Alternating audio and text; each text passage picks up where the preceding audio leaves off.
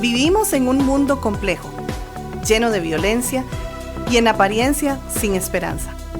Aunque la complejidad y la violencia persistan, la esperanza existe. La Biblia nos enseña a alzar la voz por aquellos que no pueden hacerlo. Entonces, ¿por qué no levantar la voz del Señor por quienes sabemos que están sufriendo? Conversemos.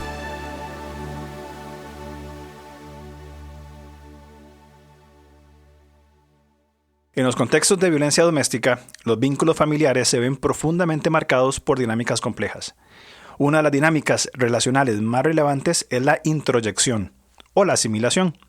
Es un proceso por el cual una persona interioriza valores o actitudes provenientes de figuras significativas.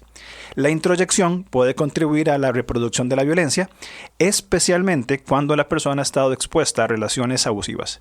Nos acercamos a comprender cómo se forma y actúa la introyección, su relación con la agresión hacia los hijos por parte del cónyuge maltratado, y compartiremos el cómo interrumpir este ciclo, actuando no desde la reacción emocional, sino desde un carácter modelado por nuestro Señor Jesucristo.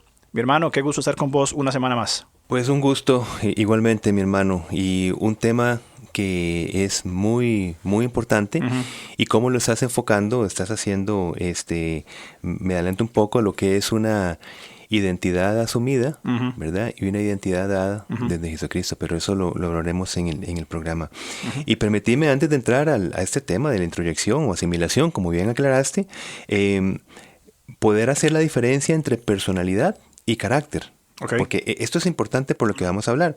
Permíteme hablarte de lo que entendemos por personalidad o se entiende por personalidad, que es nuestra forma de relacionarnos y distinguirnos en el mundo de una forma relativamente estable. Es decir, somos sostenidos en el tiempo, ¿verdad? Y eso es por nuestra personalidad. Desde el cómo pensamos, cómo sentimos y cómo nos comportamos. Ahí tendremos unos más menos, pero generalmente tenemos una definición de lo que nosotros, la manera en que pensamos, sentimos y actuamos. Y aunque eso es transformado, por supuesto, desde el Evangelio, pero continuamos desde nuestra personalidad. Correcto.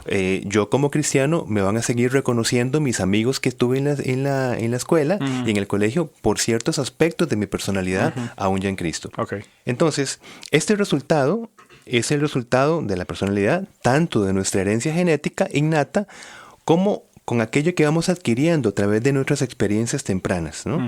Nuestro entorno, nuestra cultura, etc.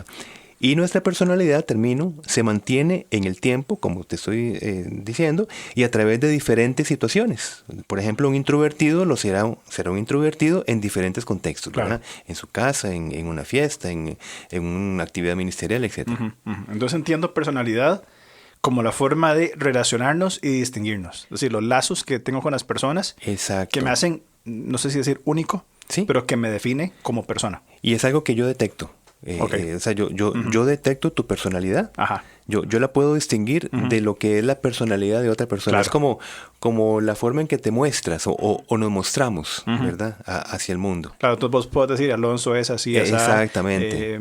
José Pablo es así, así, así. Correcto. Por su personalidad. Ok, entonces relación y distinción. Sí. ¿Y carácter? Carácter sería la parte de la personalidad, pero que ahora sí va a reflejar ese cómo actuamos en la vida según las experiencias que vamos teniendo. Y el carácter tiene que ver más con la parte de la personalidad relacionada con la moral. La moral, con principios y valores adquiridos y con la voluntad. Eso es muy importante por lo que vamos a hablar. Por ejemplo, María ha decidido actuar con valentía, carácter, para enfrentar el maltrato que recibe. Aunque es tendiente a experimentar miedo con facilidad, y eso es un rasgo de la personalidad. Okay. Entonces, esto de la voluntad ha decidido, ¿verdad? Se ha atrevido a, estamos hablando de esa parte del carácter que en algún momento es digamos, modelado por valores, por principios, por recursos, por modelajes. Entonces, el carácter es parte de la personalidad. Sí. Y se decide hablar con valentía, en el ejemplo que estás poniéndonos, ¿verdad? Esa valentía, esa decisión es parte del carácter, que es fortalecido o es transformado. Exactamente. Y a pesar de que es una persona que quizás se distingue o parte de su personalidad es que tiende hacia el miedo. Exacto. Ok. Ahora, sí entendemos, por lo que hemos hablado en otros programas, que el miedo, no es que el miedo en sí sea parte de una personalidad. Sí, ¿verdad? de un rasgo de la personalidad, exactamente. Claro. Sí. Sino que es una emoción necesaria, ¿verdad? Como cualquier otra emoción necesaria para venir y advertirnos, para protegernos. Pero la tendencia constante de estas emociones, en el caso específico a sentirse asustado o preocupado, inseguro, incluso en situaciones donde no lo ameritan, eso sí es un rasgo de la personalidad. Entonces la emoción, lo que estoy entendiendo que estábamos hablando, la emoción en sí no es un rasgo, es la tendencia a. Correcto, pues porque la emoción de miedo la necesitamos todos. Por supuesto, o sea, el problema es cuando se queda ahí. Es cuando ya es una tendencia, como estás diciendo, aun cuando no ameriten ciertas circunstancias. Es esa cuestión de decir, es que permanezco siempre como en ansiedad, temeroso a las cosas, al qué pasaría si. ¿Ves? Habrá una persona que no tendrá ese rasgo de la personalidad. Bien. Okay. Entonces, básicamente la personalidad refleja cómo somos, desde esta unión innata de la herencia y de nuestras experiencias de la vida, ese cómo nos desarrollamos, cómo somos y a partir de allí cómo nos vamos desarrollando, mientras que el carácter expresa cómo elegimos ser. Y hago este énfasis en mi tono de voz porque todo esto vamos a ver que se va a relacionar con la introyección. Entonces el carácter es cómo elegimos ser.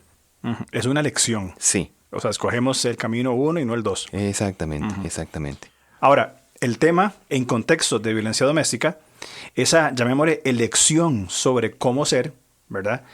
No responde a una verdadera libertad. O sea, no escogemos en libertad, sino hay una imposición relacional que viene cargada por el maltrato, una carga emocional del maltrato que la víctima ha estado teniendo, recibiendo, ¿verdad?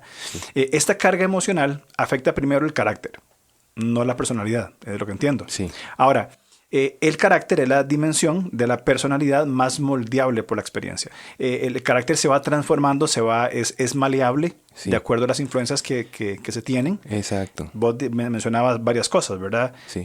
Mencionabas la genética, experiencias tempranas, cultura, familia, etcétera. Exactamente. Porque, como dijimos, la personalidad es una característica más sostenida en el tiempo, digamos, como que más resiste a ser moldeada, porque estamos hablando de un carácter de una característica innata. La personalidad. Sí, pero pretendiendo repetir lo dicho, el carácter forma parte de la personalidad y esta parte de la personalidad, el carácter, sí es moldeable desde la experiencia. Es lo primero que se moldea desde las experiencias que vivimos. Entonces, estas modelaciones, estos ajustes, estas influencias impuestas por el maltrato pueden integrarse, creo que es una palabra muy importante, pueden integrarse de forma más profunda en la estructura de la personalidad, lo que va a afectar de manera estable la forma de pensar, sentir y hacer. Entonces, estas imposiciones, ¿verdad? Que ya hemos dicho, no es algo que se decide hacer, entran por el carácter, pero también afectan la personalidad. Sí, y para que eso suceda, este maltrato, digamos, esta carga emocional desde el maltrato, necesita ser sostenida e intensa. Claro. Bien, porque estamos hablando de un modelaje de un carácter, es decir, cambiar unas experiencias que tenemos desde un carácter específico a otro tipo de carácter por nuevas experiencias, que no es por un evento por allí, claro, sino es por un constante asedio donde hay una carga emocional y empieza primero a trabajar en nuestro carácter y si se sigue sosteniendo esto, ahora sí, se implanta en la personalidad, en nuestra personalidad. Pero eso viene cuando, es decir, no es una anécdota, un día me pasó esto, es un proceso de estar sometido a esta influencia. Correcto. Una suma de experiencias desadaptativas, llamémoslo así, ¿no? ¿Qué ejemplo podríamos poner para poder ir masticando bien este concepto? Por ejemplo, si un niño tímido, ¿no? La timidez como un rasgo innato de la personalidad. O sea, vos podés detectar que yo soy más tímido que vos, por ejemplo. Y así me lo detectan muchas personas, todos los que me conocen, ¿no? Me ven dentro de 15 años y dicen, mira, es el mismo niño tímido que conocí desde hace, un rasgo de la personalidad.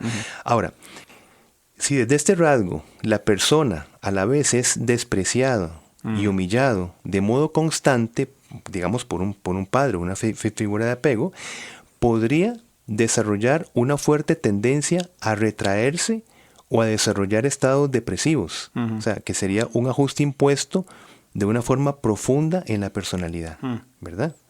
Entonces, ves que así es como las cargas que tenemos nosotros, desde un rasgo de la personalidad, si es moldeado de una manera desadaptativa, es decir, la timidez no es un problema. No. O sea, no me hace invivible, digamos, no, simplemente soy tímido. Pero si por experiencia, ¿no?, esa timidez llega a transformarse o a desarrollarse en estados depresivos, por ejemplo, ahí sí. Claro. Eso es algo que sí me afecta en mi cotidianidad relacional. Ok, entonces, entendiendo esto, que estamos conversando, digamos, de previa, de introducción, podríamos acercarnos a comenzar a entender qué es la introyección. La introyección consiste en asimilar, y esa palabra es muy importante, asimilar experiencias, comportamientos o valores del entorno. Bien, estas tres cosas, experiencias, comportamientos o valores en nuestro entorno, en la cotidianidad, especialmente, y aquí hay otra palabra para enfatizar, especialmente de nuestras figuras significativas, hablamos de padres, cónyuges, etc. Ahora, en contextos saludables, la introyección permite formar nuestra identidad. Vamos a asimilar o disfrutar de identificaciones de valores. Es decir, estas experiencias, comportamientos o valores también podrían afectar positivamente en el caso de que sea en un entorno seguro. Claro, porque nosotros estamos desarrollándonos y eso significa estar asimilando. El hecho de estar viviendo en entornos sociales, en relaciones, no es que estamos aislados de esas experiencias, sino que tanto nosotros aportamos a las experiencias como las experiencias nos aportan a nosotros. Vamos en un continuo desarrollo, ¿verdad? Entonces, nada más antes de avanzar, claro, podríamos decir que la introyección es un concepto neutro. Exacto, totalmente. Dependiendo del tipo de experiencias que tengamos, ¿verdad? Okay. Ahora lo estamos vinculando con la problemática de la violencia doméstica, y es lo que estamos aquí dirigiéndonos, ¿verdad? Porque, como bien decís, estos valores o antivalores de nuestras figuras significativas o relacionales van a impactar definitivamente y primero nuestro carácter, que con el tiempo estas experiencias van a modelar, ahora sí, dicho carácter. Claro. Primero hay un impacto, ¿verdad? Una influencia. Y luego, por un continuo, este carácter ahora sí se va a ir modelando. En otras palabras, va a irse asimilando las experiencias. En otras palabras, empieza a desarrollarse la introyección. Correcto. Específicamente en contextos de violencia doméstica, la introyección es o puede jugar un papel clave. ¿En qué? En la transmisión y reproducción de la violencia. Claro. Entonces, tendríamos el caso, por ejemplo, de una persona maltratada, una esposa maltratada, puede inconscientemente, es decir, no lo está decidiendo, es inconscientemente, introyectar al agresor como una medida de protección emocional. Sí. O sea, asimila la violencia como una forma de protección. Claro, porque la violencia viene a ser una experiencia donde no se sabe, donde muchas veces no se tienen los recursos para poder enfrentar lo que está sucediendo. Y como no se tienen los recursos muchas veces para estar en contra, porque es una gran paradoja, ¿cómo es posible que desde una figura tan significativa vengan experiencias emocionales tan adversas? Bien, la mente entra como decir, ¿pero qué es esto? ¿Verdad? Es un cortocircuito. Es un cortocircuito, pero algo se tiene que hacer. Algo se tiene que hacer con lo que se está recibiendo. Entonces, de alguna manera, toda esa carga emocional se va a poner en algún lado, digamos, como por decirlo de alguna manera, ¿no? De nuestro cerebro o a nivel mental. Ahí va a quedar, ¿ves? Ahora, por eso decimos que esto es una forma inconsciente, porque yo no tengo conciencia de que eso pasó. Claro. O sea, yo ni siquiera me enfrenté a lo que pasó. De repente yo convivo con eso y estoy vivo o estoy viva, ¿no?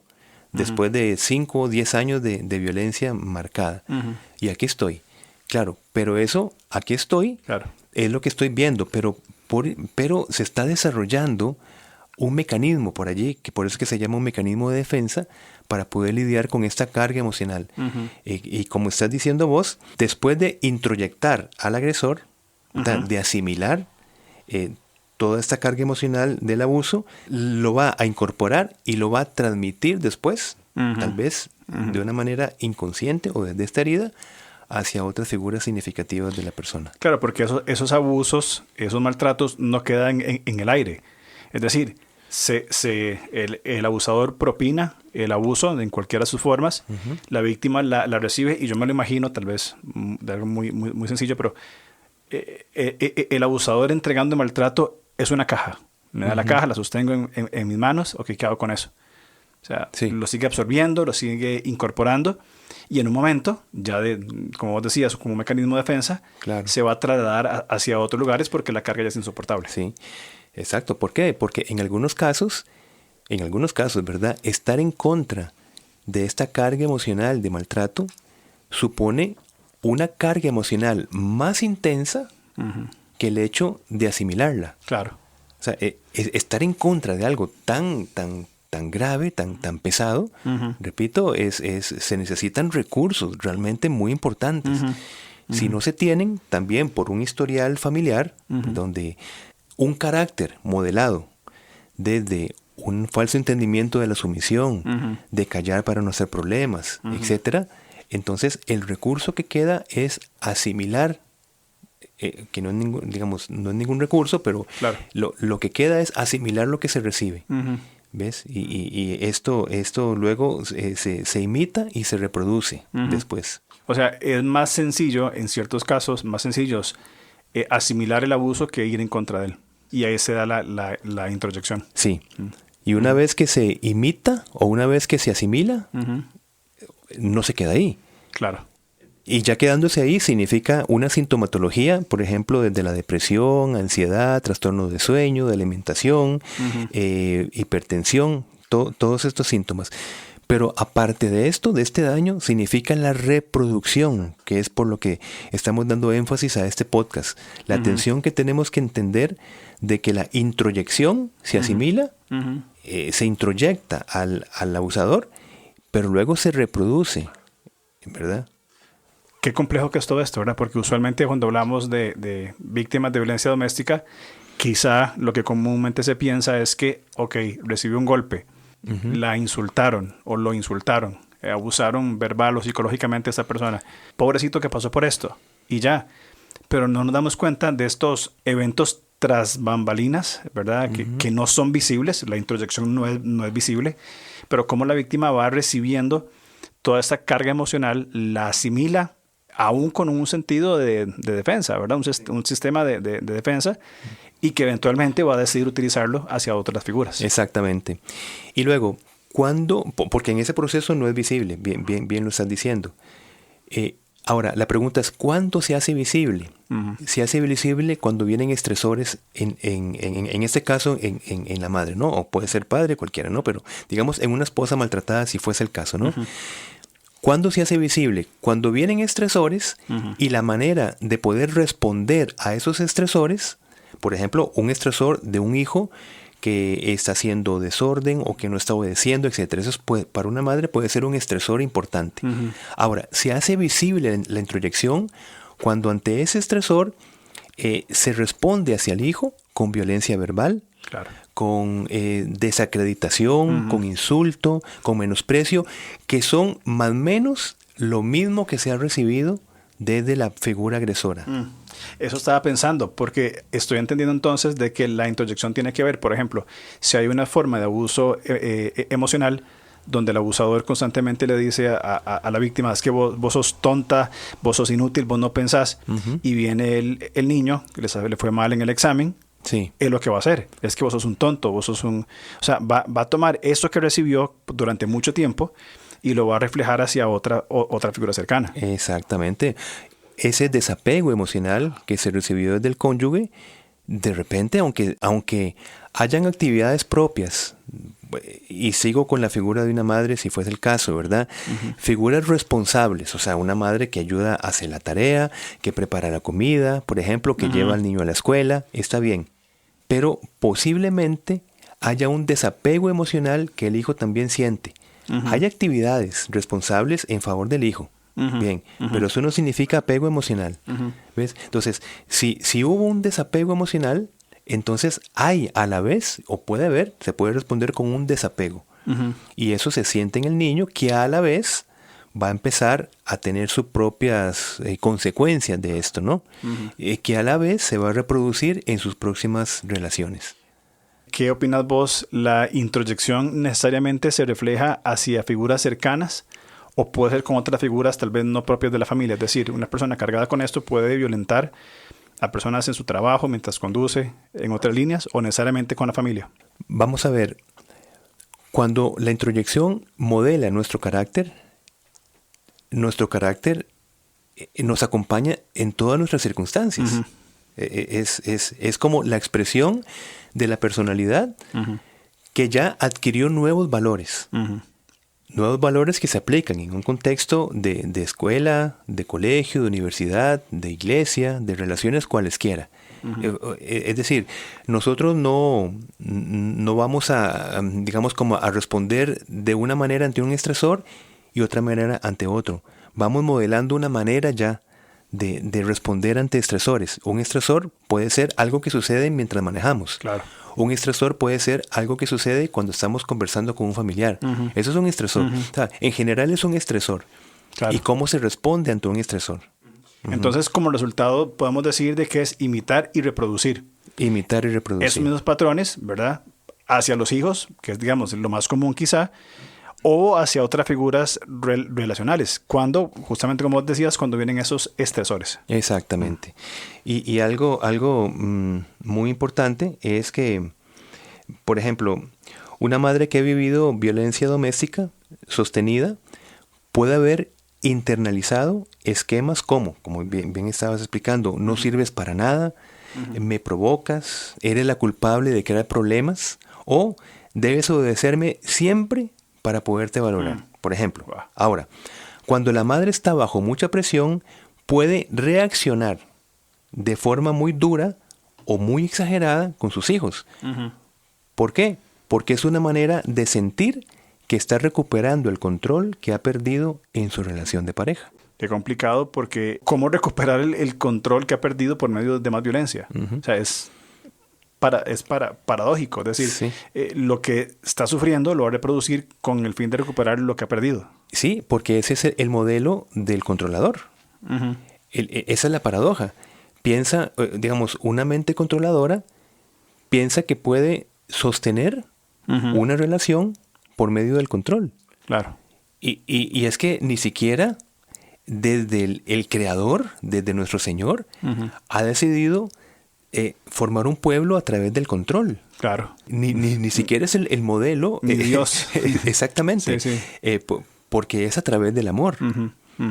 ¿Verdad? Y nosotros, digamos, el amor de Cristo nos controla, podríamos decir, o matizarlo por allí, ¿no? Sí. Pero es por una respuesta en amor también nuestra. Voluntaria. Sí. Entonces, si la esposa, en este caso, ha pretendido relacionarse en un vínculo con un maltratador a través del control, asume que ese es el modelo relacional hacia otras personas significativas, hacia sus hijos. Entonces, es como una enseñanza, entre comillas, donde dice, bueno, para yo poder tener el vínculo con mis hijos, lo voy a hacer a través del control. Claro.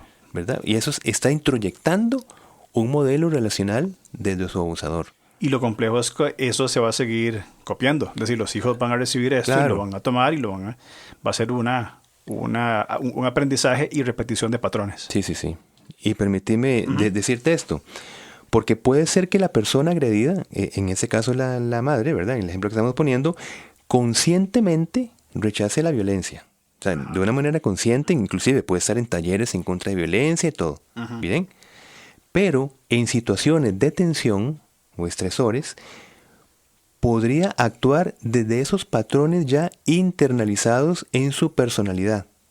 O sea, el cómo piensa, el cómo siente y el cómo actúa, la personalidad, reproduciendo actos de violencia hacia sus propios hijos. Entonces, atención con esto, ¿no? Conscientemente puede haber un rechazo a la violencia, pero reactivamente puede estar reproduciendo la introyección que tuvo desde la carga emocional sostenida en el tiempo de parte de su agresor. Qué complicado que es esto, porque realmente asumo que eso genera una ansiedad tremenda entre el saber conscientemente rechazar, sí. Pero a la hora de responder, como vos decías, creo que escogiste muy bien la palabra, reactivamente a un estresor, generando las mismas dinámicas en las cuales se ve perjudicada. Exacto. Y a la vez estamos como, aunque suena extraño, pero es como una palabra esperanzadora, porque cuando ya se empieza a identificar qué es lo que está sucediendo, ya es el primer paso. Bien, identificar algo como esto no es algo agradable. Claro. Pero es peor no identificarlo, claro. y no entender por qué, como acabo de mencionar. Yo no entiendo por qué. Yo levanto la mano si preguntan quiénes están en contra de la violencia hacia sus hijos, y no entiendo por qué cuando tengo un estresor, cuando estoy que me sacan de las casillas, me estoy viendo cómo yo fui tratada, digamos, en el caso de una mamá. Y aquí ya, por lo menos, nos acercamos a identificar y ponerle nombre a la situación. Se llama introyección. Es que ya poner el nombre, aunque es doloroso, y asumo que estar en esta posición debe ser altamente frustrante y debe ser bastante doloroso a nivel emocional, entender de que la violencia que he recibido la estoy reflejando hacia mis hijos u otras personas, pero como vos decís, es un alivio porque ya sabemos qué es lo que pasa. Claro. Ya sé qué es, de dónde viene, cómo funciona y cómo lo puedo tratar. Sí. Y de hecho, queremos seguir explicando la otra semana, si Dios lo permite, este patrón relacional asumido, llamado introyección, y cómo revertirlo, que es lo importante, ¿no? Ok, entonces próxima semana seguimos con el concepto de introyección. Así es, mi hermano. Perfecto. Te agradezco por el tiempo entonces. A vos. Muchas gracias. Chao. Gracias por escucharnos. Estamos listos para seguir conversando a través de nuestras redes sociales. En Instagram, búsquenos como @levantacr. En Facebook, como LevantaCR, o contáctenos al correo alonso@levantacr.org.